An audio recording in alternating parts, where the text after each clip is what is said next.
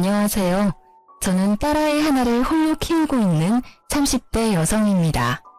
사연글 읽는 걸 스트레스의 하나로 여겼는데 제가 이렇게 사연글을 작성하게 될 줄은 꿈에도 몰랐네요. 저에게 이런 말도 안 되는 일이 일어날 줄이야. 그래도 이혼 과정이 잘 마무리가 되어 이제야 한시름 놓게 되어 이렇게 여러분께 제 이야기를 들려줄 수 있게 됐어요. 저와 남편은 5년의 연애 끝에 결혼한 케이스예요. 그만큼 서로의 장단점을 알고 있었기에 신중한 결혼이었지만 연애와 결혼은 다르다는 말을 실감한 결혼이기도 했죠. 저는 그리 잘 사는 집 딸은 아니지만 사회 초년생 때 부모님이 돌아가셔서 유산이 좀 있었어요. 결혼 기간 동안에는 그 부분을 남편에게 말하지는 않았죠. 왜냐고요? 남편은 돈을 너무 사랑하거든요. 일명 과시욕의 현신. 그런데 결혼하고 보니 시댁에도 과시욕의 현신이 한 번 더 있더군요. 바로 우리 시모였어요. 시모는 제가 부모가 없다는 것도 친정에 돈이 없다는 것도 무척이나 싫어하셔서 결혼을 엄청 반대했어요. 그때 그냥 관뒀어야 했는데 제가 콩깍지가 단단히 쓰였는지 그때는 그놈이 좋아서 빨리 결혼이 하고 싶었죠. 그때 나로 돌아간다면 절대 하지 않을 결혼이라는 선택. 그 선택 이후 제 삶은 180도로 달라졌어요. 결혼 직후 알게 된 그놈의 다른 얼굴은 몽팽이였어요. 그리고 잡은 물고기는 거들떠도 보지 않는 쓰레기 같은 인간이기도 했죠. 남편의 그런 모습은 제가 시모와 부딪힐 때마다 드러났어요. 제일 처음 남편의 다른 모습을 느꼈을 때는 임신 전으로 그 당시 저는 간호사로 일하고 있었죠. 제가 일하던 병원은 환자가 많아 바쁜 곳이었고 매일 아침 8시부터 저녁 7시까지 일을 하고 집에 돌아가면 집안일 하기도 힘들 정도였어요. 장시간 서 있고 말해야 하고 웃어야 하고 신경을 곤두세워야 했으니까요. 신혼여행을 다녀오고 복귀를 한 날 오후 시모에게 전화가 왔어요. 얘, 너 반찬 좀 만들어서 오늘 저녁에 우리 집에 갖다 주고 가. 반찬이요? 귀 먹었니? 한 번에 알아듣지도 못해. 사오지 말고 만들어서 와. 저는 힘든 놈으로 장을 봐서 반찬을 만들어 시모의 집으로 갔습니다. 이미 시간은 9시가 훌쩍 넘어 있었어요. 어머님, 반찬 만들어 왔어요. 넌 왜 이렇게 늦어? 식탁 위에 반찬 올려놔라. 반찬을 올려놓자 시모는 손에 일회용 장갑을 끼고는 젓가락을 들고 왔어요. 그러더니 제가 만든 반찬의 냄새를 맡고 한 입씩 맛보더군요. 어쩜 이리 하나같이 맛이라고는 없니? 이래가지고 내 아들 아침밥이나 제대로 만들어 주겠어? 그러면서 제가 보는 눈 앞에서 제가 방금 만든 반찬을 음식물 쓰레기통에 탈탈 털어넣기 시작했어요. 그리고 그걸 보는 제 멘탈도 탈탈 털리고 있었죠. 부모 없는 건 티가 안 날래야 안 날 수가 없어. 배운 게 없으니 음식 맛이 이 모양이지. 너 내가 됐다고 할 때까지 월, 수, 금 반찬 만들어서 와. 내가 지정하는 걸로. 알았지? 그러면서 마지막에는 자기가 버린 음식을 담은 봉투를 제게 건네며 나가는 길에 버리라고 시키기까지 했죠. 정성스레 만든 반찬을 가져오자마자 내 손으로 버리는 그 기분 정말 더러웠어요. 눈물도 나고 눈물이 마르니 화가 나고 화가 가라앉으니 어떻게 하면 복수할 수 있을까를 생각하고 있더라고요. 어머님, 반찬 가져왔어요. 그래, 오늘은 닭갈비, 오이소박이, 시금치 나물이지? 시모가 젓가락을 들어 한 입 넣는 것을 보며 저는 속으로 웃었습니다. 이게 뭐니? 닭갈비가 왜 이렇게 달아? 오이소박이는 짜고 시금치는 왜 이렇게 곤죽이 됐어? 제가 종이류를 잘못 봤나 봐요. 그치만 어차피 쓰레기통에 버릴 음식 상관없지 않나요? 드시지도 않을 거 설탕 덩어리, 소금 덩어리면 뭐 어때요? 먹을 사람도 없는데. 예, 그럼 너 일부러 이랬다는 얘기니? 제가 왜 일부러 그러겠어요. 어머님이 제 음식을 일부러 버리는 게 아닌 것처럼 저도 일부러 그런 건 아니에요. 말하는 것 좀 봐. 음식 버린 게 그렇게 화났어? 그럼 음식을 맛있게 해와. 그러면 내가 버릴 리가 있겠어? 네가 못 배운 걸 왜 내 탓을 하고 난리니? 어머님도 못 배운 티가 나세요. 누가 음식을 그렇게 함부로 대해요? 음식 남기면 지옥 간다는 말도 있잖아요. 그러다 진짜 큰일 나면 어쩌시려고. 너 지금 나 타박하는 거니? 좀 기가 막혀서 네가 그러고도 며느리야. 음식이 음식 같아야 말이지. 소염물 같은 음식도 반찬이라고 시어머니한테 가져오다니.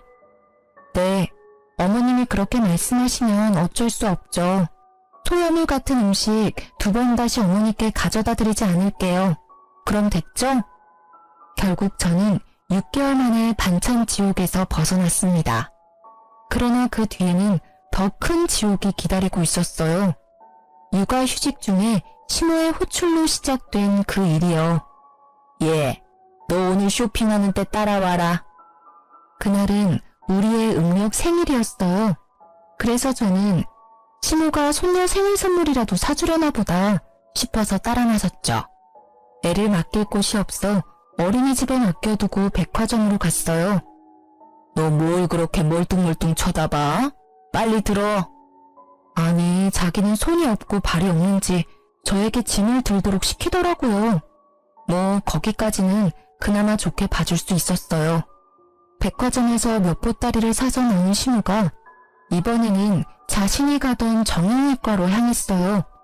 시모는 족저근막염이라는 걸 앓고 있는데 잘 낫지 않아서 정기적으로 정형외과를 방문하고 있었어요. 그런데 그날따라 한 간호사와 트러블이 잦더라고요. 저는 하녀처럼 옆에 붙어서 다니고 있었기에 시모의 과도한 요구와 간호사의 불친절이 만나 싸움판이 벌어진 것을 구경하고 있었죠. 아가씨, 여기는 왜 금액이 이렇게 비싸? 저번에 다니던 곳은 이곳 1회 금액으로 2회를 할 수 있을 정도였는데 너무 과잉 청구하냐? 간호사는 보기 드문 미인이었어요. 한 번 보면 잊기 어려울 정도로 존재감이 넘치는 얼굴이었죠. 그녀는 시모에게 밀리지 않고 더 당당하게 말했어요. 환자분, 그러면 그 병원 가시면 되잖아요. 왜 다른 병원 와서 남의 병원이 이렇다 저렇다 떠드시는 거예요? 싫으시면 여기 오지 마세요. 그 병원이 뭔가 마음에 안 들었으니까 여기 오셔놓고 무슨 불평불만이 그렇게 많으세요? 시모 못지않은 드센 기운의 간호사는 시모를 납작하게 눌러버렸죠. 대파랗게 어린 게 두 눈 부릅뜨고 말하는 것 좀 봐. 어른한테 그게 할 소리야? 너 내가 원장한테 말해서 여기 그만두게 만들어줄 테니까 딱 기다리고 있어. 으름장을 놓는 시모의 말에도 그녀는 네 성의 없는 말투로 일관했고 결국 시모는 화가 머리끝까지 났습니다. 그런데 엉뚱하게도 그 간호사가 키운 불똥이 제게 튀었죠. 오늘은 저녁 먹고 들어갈 거야. 그 말에 저도 출출함을 느꼈기에 시모를 따라 안으로 들어갔어요. 그런데 갑자기 시모가 이상하다는 얼굴로 저를 쳐다보더군요. 왜 그러세요, 어머니? 넌 왜 따라와? 네? 난 너랑 같이 밥 먹기 싫어. 나도 밥 편하게 좀 먹자. 네 얼굴 보면서 먹으면 체할 것 같아서 그래. 넌 밖에서 짐이나 지키고 있어. 그 순간 진짜 손이 벌벌 떨리는 게 시모의 뺨을 날려버리고 싶은 기분을 참느라 심호흡을 몇 번이나 했는지 몰라요. 짐이나 지키고 있어라. 아우 진짜. 시모만 아니면 저도 아까 그 간호사처럼 대꾸해주고 싶을 정도였죠. 딸아이 생일 선물 사러 온 거라고 생각했는데 그런 것도 아니었고 가면 보니 딸의 생일인지도 모르고 있는 눈치더라고요. 저런 사람을 시모라고 모셔야 하다니. 그러던 중에 전화벨이 울리더라고요. 어린이집 선생님이었어요. 어머님, 저희 마감 시간이 다 되어가서요.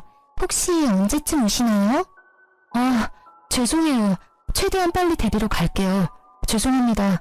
갈 때까지 조금만 봐주세요. 전화기 너머로 연신 고개를 숙이며 사죄의 말을 한 저는 남편에게 급히 전화를 걸었습니다. 당신 빨리 어린이집에 좀 가봐. 마감 시간이라는데 내가 가기가 좀 그래. 당신 애 보려고 육아휴직 하는 거 아니었어? 지금 어디서 뭘 하고 있길래 애도 맡겨놓고 밖이야. 내가 지금 놀고 있으면 당신한테 전화했겠어? 다짜고짜 왜 나한테 화내고 난리야. 나 지금 어머님하고 밖에 나와 있거든? 당신 퇴근 시간 넘었는데 집 아냐? 나 지금 바빠. 갑자기 전화해서 데려오라 말라야. 나 안 갈 테니까 당신이 알아서 해. 자기 말만 하고 끊어버리는 남편 때문에 저는 열이 더 받았고 결국 이제 막 밥 한 술 뜬 시모에게 가서 말했어요. 어머님, 어린이집에서 마감 시간이라고 연락 왔어요. 제가 데리러 가야 할 것 같은데 괜찮을까요? 저는 최대한 정중히 물어봤어요. 설마 손녀딸 일인데 그마저도 하지 말라고 하지는 않겠지. 그렇지만 시모는 제 짧은 생각을 한참 넘어서는 상식의 소유자였어요. 네가 가면 내 짐은 누가 지키니? 그리고 나 혼자 저 많은 짐을 어떻게 들고 가? 넌 생각이 있는 애니 없는 애니? 어머니야말로 생각이 있어요? 라고 묻고 싶은 걸 꼭 참았습니다. 그리고 다시 정중하게 말씀드렸어요. 어머님, 어린이집 마감이면 선생님도 집에 가셔야 해요. 우리 애 하나 때문에 선생님 힘들게 할 수는 없는 노릇이잖아요. 그게 그 사람들 일 아니니? 바쁜 사람 위해서 어린이집이 있는 거지. 그렇죠. 바쁜 사람을 위한 어린이집이죠. 그런데 저는 바쁜 일이 없으니까 그만 가보겠습니다. 어차피 밥은 어머님 혼자서 드시고 짐은 발이 달린 것도 아닌데 알아서 잘 있겠죠. 집에 가실 때는 알아서 하세요, 그럼. 야, 너 어디 가? 짐 하나라도 없어지면 네가 책임질 거야? 당장 이리 오지 못해? 제 등 뒤에서 고래고래 고함을 지르는 시모를 모른 채 하고 저는 택시를 타고 어린이집으로 갔습니다. 택시 안에서 초조하고 미안한 마음에 눈물이 다 나더라고요. 두 번 다시 내가 저놈의 시모 믿나 봐라 하는 마음만 가득했어요. 애는 늦게까지 혼자 있어서 그런지 시무룩해 보였어요. 저는 백화점에서 딸 생일 선물 하나 사오지 못한 저를 원망했어요. 점심때 어린이집에 맡기면서 우리 딸 생일 선물 사오겠다고 말했는데 그걸 지켜주지 못해서 속상했거든요. 집에 와서 아이를 재워놓고 나니 억눌렀던 화가 차오르는 것이 느껴졌습니다. 12시가 넘어서야 남편님이 어슬렁어슬렁 기어들어오더군요. 당신 지금까지 어디서 뭐하다가 오는 거야? 설마 술 마셨어? 그래, 술 한잔 했다. 왜? 마누라가 집에서 보라는 애는 안 보고 싸돌아다녀서 열받아서 한잔했어. 아이고, 애 좀 데리고 오라고 했더니 한밤중까지 술을 쳐드시고 오셨어? 당신 나하고 애한테는 신경도 안 쓰지? 내가 못 간다고 이야기하면 당신이라도 가야 하잖아. 오늘 애가 시무룩해서는 그게 내 잘못이야? 따지고 보면 당신이 육아휴직하면서 집에서 쉬는 주제에 빨빨거리고 돌아다닌 게 잘못이지. 내가 어디 갔었는지는 알고나 하는 말이야? 어머니가 불러서 나갔어. 나더러 짐꾼시키고 어린이집 간다니까 가지 말라고 하더라고. 애기 생일이라 난 또 생일 선물이나 사주려나 싶어서 나갔지. 선물? 선물은커녕 사람을 식모처럼 부리는데 어떻게 둘이 그렇게 똑같아? 똑같이 무신경하고 제멋대로야. 야, 너 우리 엄마 욕하는 거야? 가만히 보면 너는 우리 엄마에 대한 존중이 없어. 엄마가 일부러 그랬겠어? 곤란하니까 그랬겠지. 네 생각만 하지 말고 다른 사람 생각도 좀 해. 아니, 저녁 시간에 어머니는 식사하러 들어가시고는 나한테는 밖에서 짐 지키라는데 당신은 이해가 돼? 나는 어머님이 일부러 그랬다는 생각밖에 안 들어. 며느리 시집살이 시키는 거로밖에 안 보인다고. 밥도 못 먹고 밥 먹는 거 지켜보면서 멀뚱히 서 있는 게 얼마나 비참한지 당신은 이해할 수 있어? 그래서 꼴랑 밥 한 끼 못 먹게 했다고 이 난리야? 그게 그렇게 억울해? 자, 돈 줄 테니까 가서 먹고 와. 아주 배 터지게 먹고 와. 그럼 되겠네. 갑자기 지갑을 열어젖힌 남편이 제 얼굴로 10,000원짜리 한 장을 집어 던졌어요. 순간 그 치욕과 더러운 기분이 한데 뭉치면서 제 눈깔도 돌아버렸습니다. 이 인간이 돌았나? 지금 내 얼굴에 돈을 던져? 내가 지금 돈 없어서 그러는 줄 알아? 사람을 하늘처럼 부려먹는 당신 엄마한테 열받아서 그러지. 당신 엄마? 이게 오냐오냐 하니까 시어머니를 뭐라고 생각하는 거야? 그리고 돈 준 게 싫어? 너 매일 입만 열면 돈 없다 앵앵대잖아.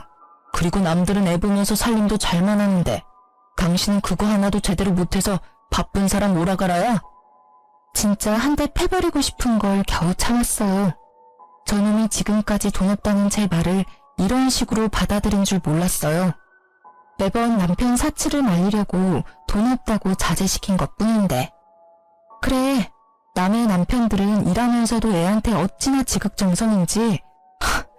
그에 비하면 우리 애아빠라고 있는 놈은 그 와중에 자기 엄마랑 똑같이 애 생일까지 잊어버리고 바로 어제 이야기했는데 애 얼굴 보는 거 미안하지도 않니? 음력 생일이 뭐가 중요한데 양력 생일 챙겨주면 되잖아. 이러니 내가 당신을 못 믿지. 당신 아버님이 음력 생일 지내라고 한 거 잊었어? 어떻게 아버님만 연락 올 수가 있어? 당신이 오늘 어떻게 나오는지 보고 아버님한테 말할까 말까 고민했는데 안 되겠어. 내일 당장 전화해서 이야기할 거야. 잠깐만. 그런 걸로 무슨 전화까지 해. 좋아. 그럼 내일 가족끼리 가까운 동물원이라도 갔다 오자. 우리 딸 동물원 좋아하잖아. 헬렐레 하던 남편을 바짝 긴장하게 만든 건 제가 아니라 시부였죠. 남편은 시부가 운영하는 작은 회사에서 관리직이라는 명목뿐인 직급으로 일하면서 월급을 받고 있거든요. 게다가 월급 외에도 손녀 용돈이라는 명목으로 매달 몇십만 원씩 주셔요. 몰래 저한테는 따로 용돈도 주시고요. 그만큼 시부는 며느리와 손녀딸에게 잘해주셔요. 진짜 남편님한테 화나면 다 때려치고 싶다가도 할아버지 품에서 방긋방긋 미소 짓는 딸 생각에 내가 참자고 포기할 때도 있었어요. 제발 정말로 이제 좀 잘하자. 그리고 당신 어머니한테 말 좀 해줘. 매번 불러내시면 이번에는 진짜 아버님께 말씀드릴 테니까. 그래, 내가 엄마한테 전화해서 잘 처리할게. 잠깐만 기다려봐. 지금 당장 전화할게.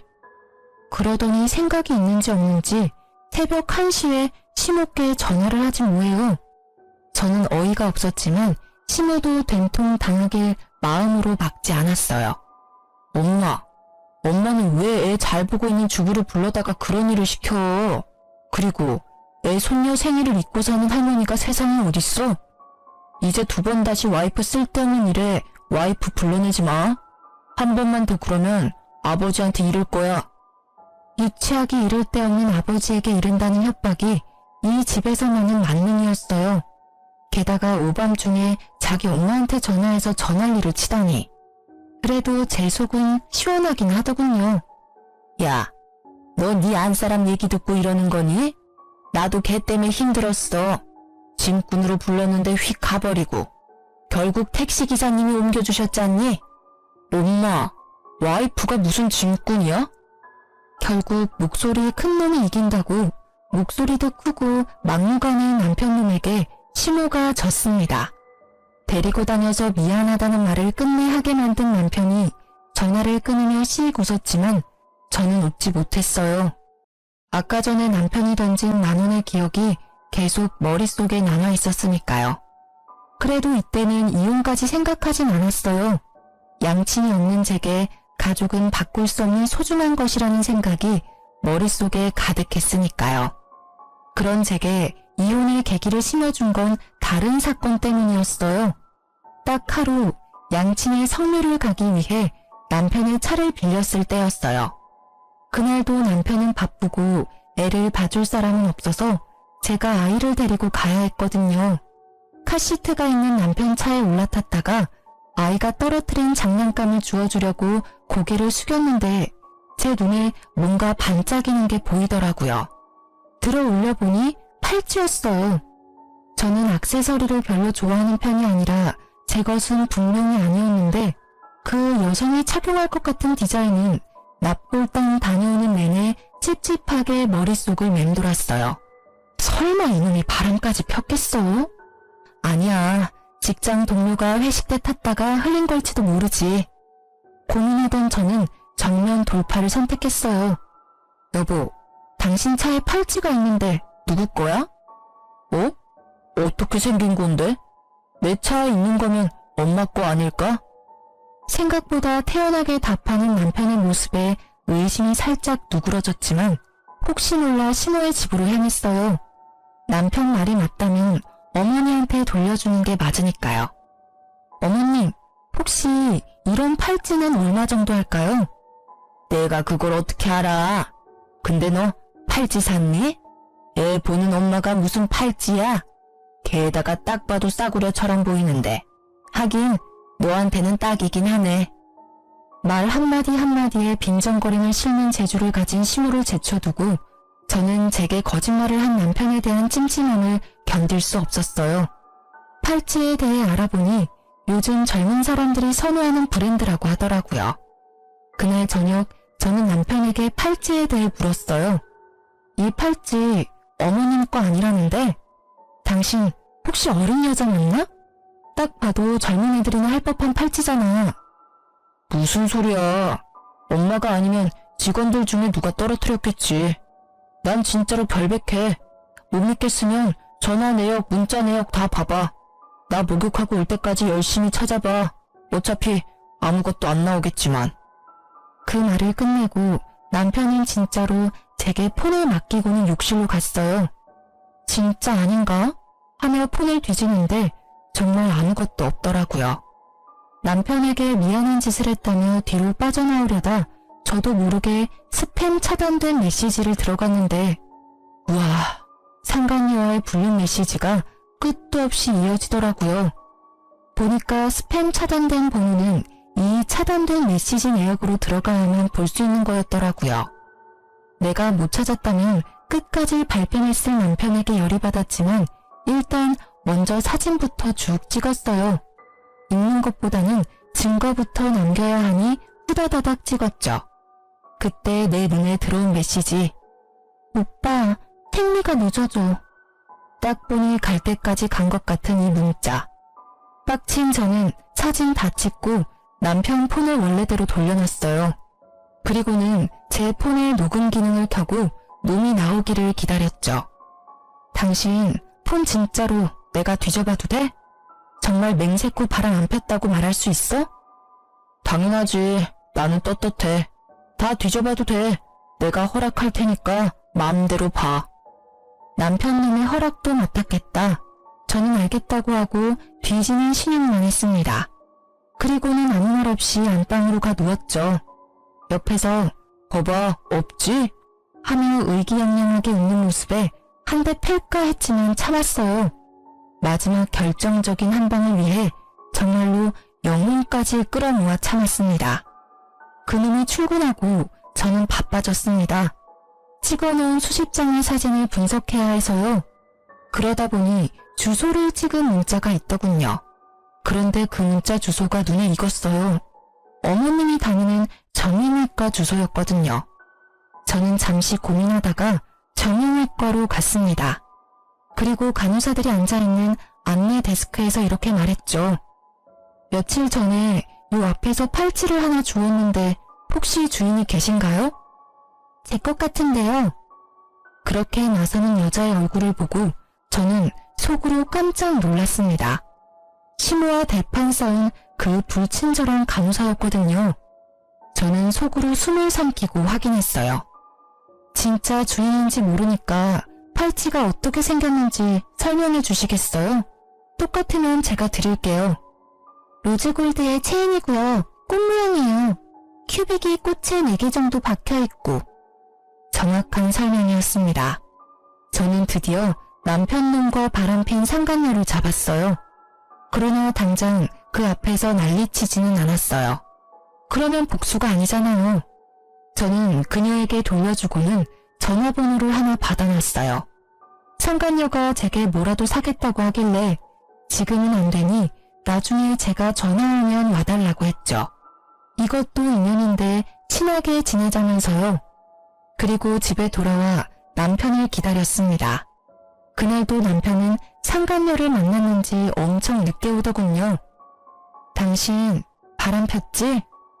무슨 헛소리야. 아니라고 몇 번을 얘기해. 그런데 어떡하지? 나는 이미 증거를 잡았는데. 뭐?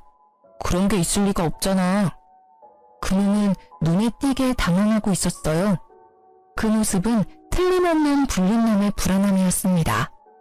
그때 보여준 당신 폰을 봤어. 스팸으로 차단된 문자에 고스란히 찍혀있던데 내가 못 찾을 줄 알았나 봐. 이 나쁜 놈아. 애한테 신경도 안 쓰고 늦게 쏘다니더니 바람을 펴? 이제 애가 1살이다. 당신 머리통에는 도대체 뭐가 든 거야? 애 아빠라는 생각이 있긴 해? 아, 그래. 폈다. 바람 좀 폈어. 맨날 집에서 들들 볶기는 하는 마누라한테 질려서 다른 여자 좀 만났어. 근데 그게 뭐? 내가 죽을 죄를 지은 것도 아니잖아. 솔직히 나도 당신한테 질려. 매번 우리 엄마랑 싸우고 나랑 싸우고. 나도 당신이랑 같이 살기 싫어. 이혼해. 진짜 돌았구나. 완전 갈 때까지 가셨네. 세상은 당신 같은 놈을 유책 배우자라고 해. 당신한테 유리한 점은 하나도 없다고. 그딴 거 난 모르고 딸 양육권, 친권만 있으면 돼. 어차피 당신은 경제권도 없고 아무것도 없잖아. 그러니까 당신은 애 못 데려가. 우리 딸이 황금알을 낳는 거위인데 당신이 가져가면 똥 되는 거야. 에라이 이 미친놈아. 딸을 돈 버는 기계로 생각해?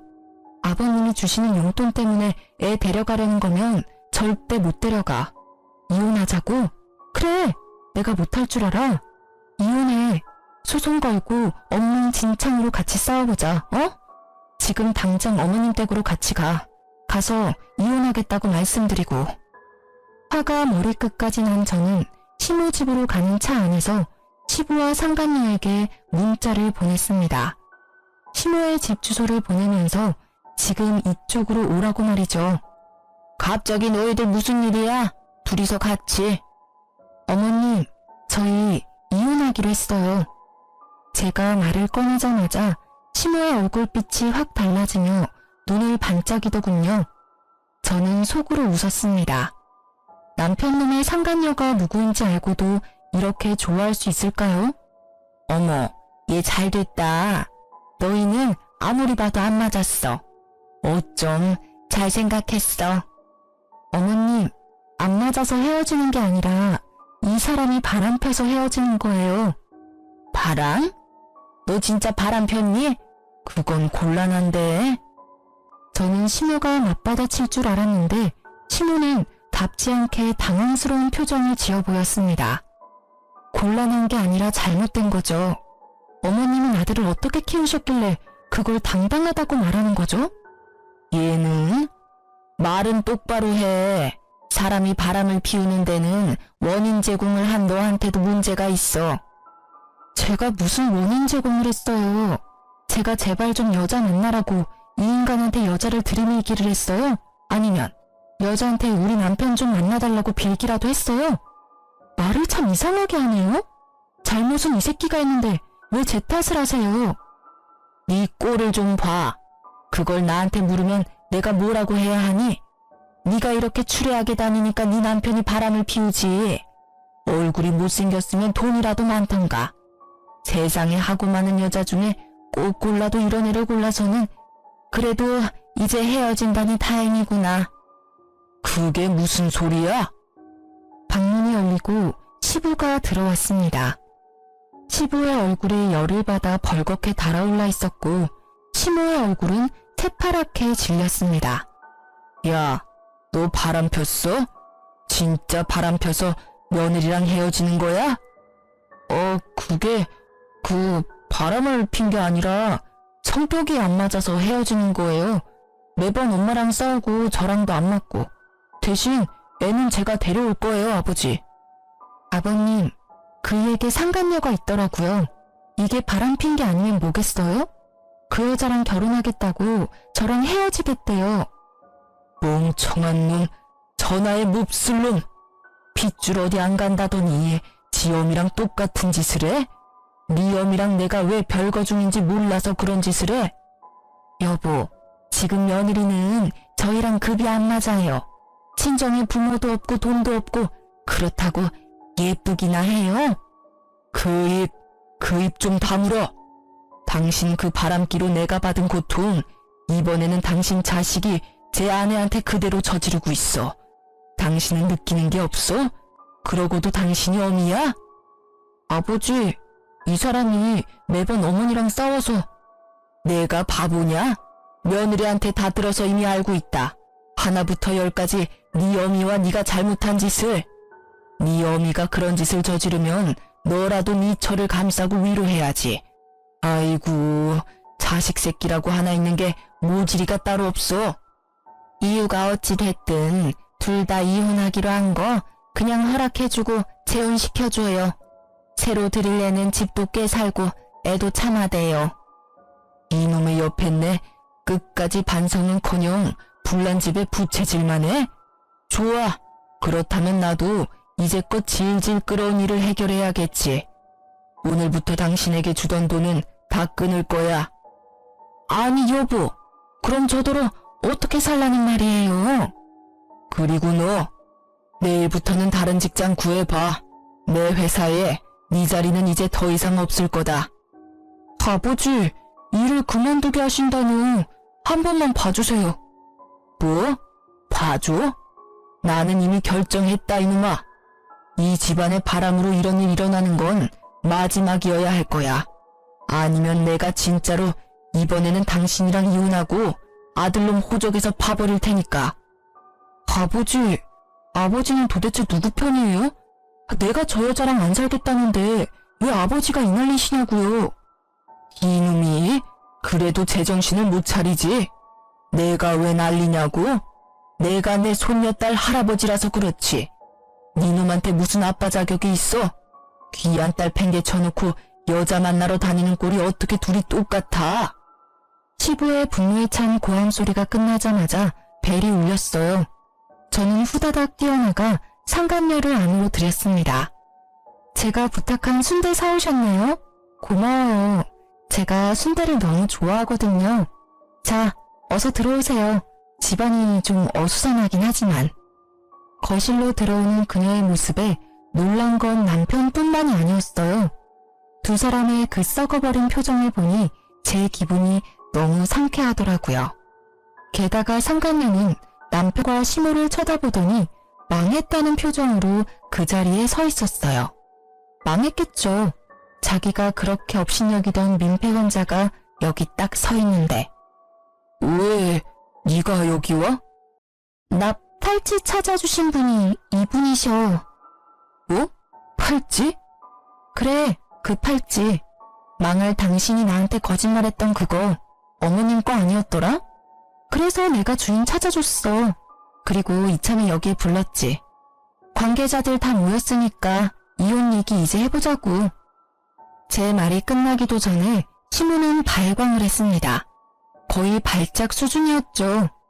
그것도 이해는 가요. 시모를 하찮게 여긴 간호사잖아요. 물론 하찮은 사람이긴 하지만 대놓고 그런 대우를 당한 게 처음이라. 얘, 너 만난다는 여자가 이 여자야? 미쳤어, 미쳤어. 이 여자 절대로 안 돼. 도대체가 너는 보는 눈이 왜 이렇게 없어? 게다가 순대 내가 제일 질색하는 걸 들고 왔잖아. 엄마가 어떻게 얘를 알아? 두말 안 해. 나는 이 애는 허락 못해.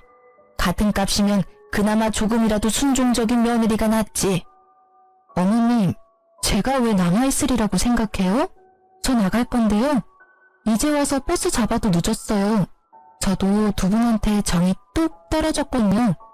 정말 어디 가서 이런 애들만 골라서 와? 좀 괜찮은 애를 데리고 와야 데리고 다닐 맛이 날 거 아니야. 상간녀는 잠시 주변을 둘러보는 듯 하더니 생각이 끝난 듯 말도 안 되는 말을 짓거리더라고요. 안녕하세요. 정하경이에요. 오빠와는 만난 지 1년 됐고 오빠와의 결혼을 진지하게 생각하고 있어요. 머리가 돌아버린 건지 원래 앞만 보고 사는 건지는 모르겠지만 아직 정식으로 이혼도 안 한 와이프 앞에서 당당하게 말하는 꼴을 보니 보통 꼴통은 아니구나 하는 생각이 들었죠. 그래요? 아직 이혼도 안 한 남자랑 결혼 생각을 하고 있어요? 부인 있는 남자랑 바람 펴놓고 상관녀라 그런지 얼굴에 철판을 깔았나 봐요. 세상의 모든 상간녀들이 다 그렇죠. 전 당당해요. 상간녀이기 전에 저와 오빠는 사랑하는 사이고 그걸 맡고 있는 사람이 아줌마니까요. 애를 빌미로 매번 협박한다는데 그게 아내가 할 행동인가요? 네가 뭘 안다고 입을 나불대? 애를 빌미로 협박? 네가 좋아하는 오빠가 그리 말하든? 웃기고 있네. 이렇게 순진한 아가씨가 여기 있네. 이보세요 상간녀씨. 당신 오빠는 기본적으로 애를 안 봐줘요. 애를 빌미로 협박? 당신 오빠가 애를 무서워할 것 같아? 정작 무서워하는 건 따로 있는데? 그리고 당신도 애를 가졌다면서 애를 빌미로 합법적인 남편한테 집에 관심 좀 가지라고 말한 와이프랑 애를 빌미로 애 있는 유부남 꼬셔서 결혼하자고 하는 상간녀랑 딱 봐도 누가 진짜 잘못한 건지는 뻔하지 않아? 그만해. 하경이 하는 말 다 100번 울어. 당신이 매번 딸을 방패삼아 나한테 이렇게 하라 저렇게 하라 시키는 게 짜증났다고. 아이고 얇은 아셨네. 그래요? 네 눈이 먼저 여자를 꼬셨어요? 그래서 잘하는 짓이다. 어? 어린 여자 임신시키고 나니 늙은 마누라는 필요 없다 이거지? 그래. 당신 같은 늙은 호박 나도 필요 없어. 헤어지자니까 왜 사람들을 불러 모아서 일을 크게 만드는데? 아, 제발 나랑 헤어져 줘라. 어? 알았어. 헤어져 줄게. 그치만 어머님도 아버님도 아셔야 하잖아. 우리가 왜 헤어지는지, 누구에게 잘못이 있는지, 누가 가정을 파탄냈는지. 말만 하면 다 내 탓이지. 그러는 너는 도대체 뭘 잘했다고 그렇게 큰 소리야? 나 잘한 거 없어. 그치만 잘못한 것도 없지. 나는 지금 횡단보도에서 신호 지키며 서 있다가 뺑소니 당한 기분이거든. 잘못한 게 없어? 매번 엄마랑 싸우고 나한테 이빨 들이댄 게 누군데? 엄마가 처음부터 당신이랑 결혼 반대할 때 알아봤어야 했어. 야, 돈 없이 커서 궁상 맞은 것도 하루 이틀이지. 어떻게 매번 돈 없다고 나를 들들 볶을 수가 있어? 망할 남의 편이 꺼낸 그 말이 비수가 되어 제게 꽂혔지만 저는 등 뒤에 칼 꽂을 생각에 기분이 더 좋아졌어요. 돈 없이 커서 궁상 맞은 나에게 몇 억의 유산이 있다는 걸 알면 이놈은 어떤 반응을 할까 싶었거든요. 솔직히 제가 상간녀를 부르고 남편을 부채질한 건 두 사람이 결혼했으면 하는 마음에서였어요. 저는 이 여자에게 주고 싶었어요. 제가 이 지랄 맞은 시모와 남편에게 당한 수모와 치욕스러움을 말이죠. 분명히 이 두 사람은 내가 없으면 다른 사람에게 똑같은 행동을 하겠죠. 이 상간녀가 왜 남편과 결혼하고 싶어 하는지는 눈에 선해요. 딱 봐도 남편은 돈 많게 생겼으니까요. 제발 둘이 결혼해서 너도 나처럼 눈물을 흘리며 고생해봐 하는 마음뿐이었죠. 우리 둘의 설전을 말린 건 시부였습니다. 둘 다 그만해라. 여기서 단단히 내 일러두는데 내가 죽으면 당신하고 당신 아들은 내 유산 받을 생각 꿈에도 하지마. 내 재산 반은 사회에 환원하고 반은 소녀딸에게 줄 테니까. 그 말만 남기고 시부는 떠났고 남겨진 두 사람은 설마 진짜 그럴 리가 있겠냐며 의외로 낙관적인 생각을 하더라고요. 그래서 제가 그들이 그런 생각을 못하게 진실을 알려줬습니다. 아버님이 저번에 변호사와 유언장 다시 작성했다고 하셨는데 다들 그건 잊고 계시네요. 거기 뭐라고 적혀있을지 궁금하지는 않으신가 봐요? 저는 그렇게 말하고 그 집에서 나왔습니다. 집에서 딸과 제 물건을 챙겨 나오고서는 남편과 이혼소송 진행했어요. 부모님이 남긴 유산으로 교회에 적당한 집도 하나 사고 파트타임으로 일하며 일자리도 얻었어요. 그리고 제가 집을 샀다는 걸 어디서 들었는지 시모가 제 집으로 찾아왔더군요. 예, 잘 지냈니? 일하느라 애 보니 힘들지? 그래서 내가 반찬 좀 싸왔어. 시모의 몰골은 웃기지도 않았습니다. 언제나 명품을 휘두르고 있던 시모에게 명품이라고는 하나도 보이지 않았으니까요. 내가 많이 잘못했어. 너한테 돈이 많았다면 미리 얘기하지 그랬어. 그랬으면 내가 그렇게까지 하지는 않았을 텐데. 아들도 많이 후회하더라. 그러니 다시 잘해보는 게 어떠냐? 이 집도 내놓고 우리 집으로 들어오고.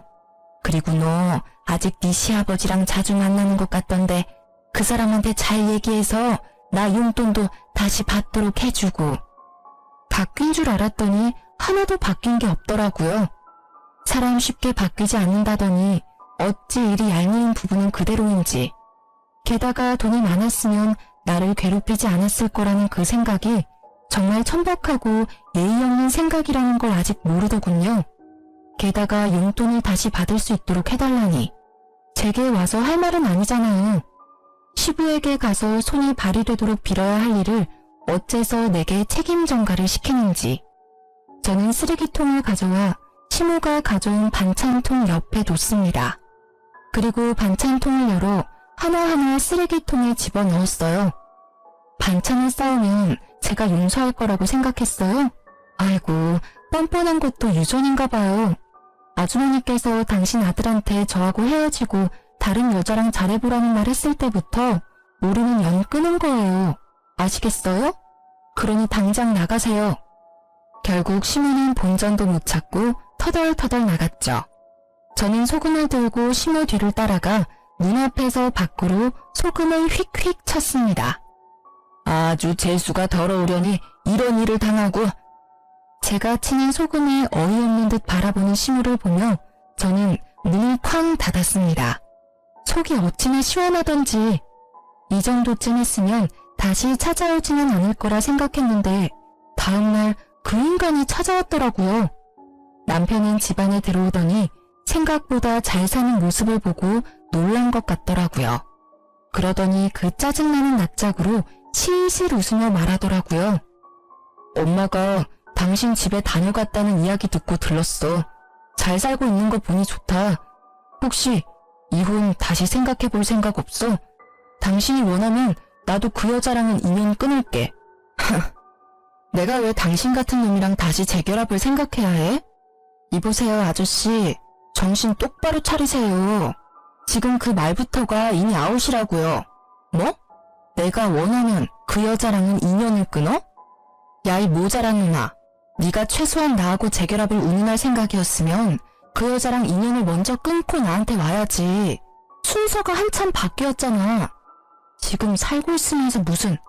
아서라, 네가 억만금을 들고 와도 너랑 다시 재결합은 안 해. 그러면 돈이라도 좀 빌려줘. 한 1,000만 원만. 미친. 나한테 돈 맡겨놨어? 그리고 왜 내가 너한테 돈을 빌려줘야 해? 내가 지금 당장 너한테 위자료 받아도 모자랄 판에. 그래, 이혼 소송하고 있으니까 막 가는 거야? 당신이 이렇게 돈 많이 있는지 몰랐지. 있었다는 걸 알았으면 나도 헤어지자고 하진 않았을 거 아니야. 이 말도 진짜 웃기다. 뭐? 돈이 있으면 헤어지자고 하지는 않았을 거라고? 그리고 상간녀랑 분류는 계속 했을 거고? 그게 더 지옥이었겠네. 이러고 보니 내가 너랑 이혼을 결심한 게 올해 들어 제일 잘한 일 같아. 당신이 맨날 돈돈거리니까 내가 다른 여자한테 간 거잖아. 그 부분은 당신이 잘못했다고 생각해. 나 모아놓은 돈도 없는데 일자리도 잃었어. 아버지가 퇴직하고 다른 데 알아보라고 해서. 퇴직금은? 그건 아버지가 내 차 가지고 가셔서 새로 차 샀어. 지금 당장 밥 사 먹을 돈도 없어서 힘들다고.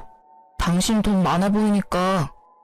진짜 달라지지 않은 그 허세와 과시욕에 저는 속으로 혀를 찼습니다. 퇴직금은 못해도 5천 정도는 됐을 텐데 또 비싼 차를 샀겠구나 하는 생각에 웃음이 났어요. 그 상간녀는 지금 속에서 얼마나 열불이 날까 싶어서요. 그래? 그럼 어쩔 수 없네. 자. 저는 가방에서 지갑을 꺼냈습니다. 그 손끝이 흥분으로 떨리는 걸 겨우 참았어요. 언젠가 다가올 이 순간을 위해 제 지갑 안에는 1,000원짜리 10장이 빼곡히 들어가 있었습니다. 저는 그 1,000원짜리 10장을 꺼내서 남편의 얼굴을 향해 시원히 뿌렸습니다. 배고프면 나가서 사 먹어, 이 등신아. 정말 10년 묵은 채증이 내려가는 기분에 저는 숨통이 확 트이는 걸 느꼈어요. 1,000원짜리 세례에 제대로 열받은 남편은 저를 노려보더니 열받아 집을 빠져나갔어요. 그리고 시모에게 했던 대로 따라 나가서 소금을 휙휙 치고는 다시 집으로 돌아왔습니다. 그 뒤로 그 사람들은 제 집에 찾아오지 않았어요. 그 자존심만 센 인간들에게 저희 집은 치욕과 수치스러움의 기억이니까요. 나중에 시부에게 들어보니 시부가 시모 집을 팔아버리는 바람에 상간녀와 전남편 시모가 함께 살게 됐나 봐요. 그 상간녀도 대단한 게 시부의 재력이 탐나는지 언젠가 시부가 전남편을 다시 거둘 거라는 생각 때문이었는지 셋이 같이 살기로 했다더군요. 하지만 전남편과 시모는 그런 상간녀를 저 대신 본이라고 생각했는지 하나부터 열까지 동동거리며 괴롭혔다더라고요. 제대로 빨대 꽂으려고 한 거죠. 나중에 두 사람이 빈털터리에 자기가 본이라는 사실을 뒤늦게 깨달은 상간녀가 시모 명품들을 모조리 들고 도망갔대요. 시모는 상간녀를 잡으려고 눈에 불을 켜고 돌아다니다 결국 못 잡고 집에 붙어 있다고 하고요. 전 남편은 결국 일을 시작했으나 매번 잘려서 현재는 전단지 알바를 하며 살고 있다고 해요. 얼마 전에 그 동네에 들릴 일이 있었는데 다 잃고 기력까지 잃은 시모가 처음에는 못 알아볼 정도로 늙었더라고요. 그 모습에 뿌린 대로 거둔다는 말이 생각났어요. 요즘 여전히 시부와 제 딸은 자주 만나요. 재혼 생각은 글쎄요. 지금으로서는 별 생각 없네요. 사람 일 모르는 거라고 하지만 회복에 시간이 걸릴 것 같아요. 가족이 완성체여야만 행복하다고 생각한 지난날을 반성하며 단 둘뿐인 가족만으로도 행복하게 지내고 있으니까요. 긴 사연글 읽어주셔서 감사합니다.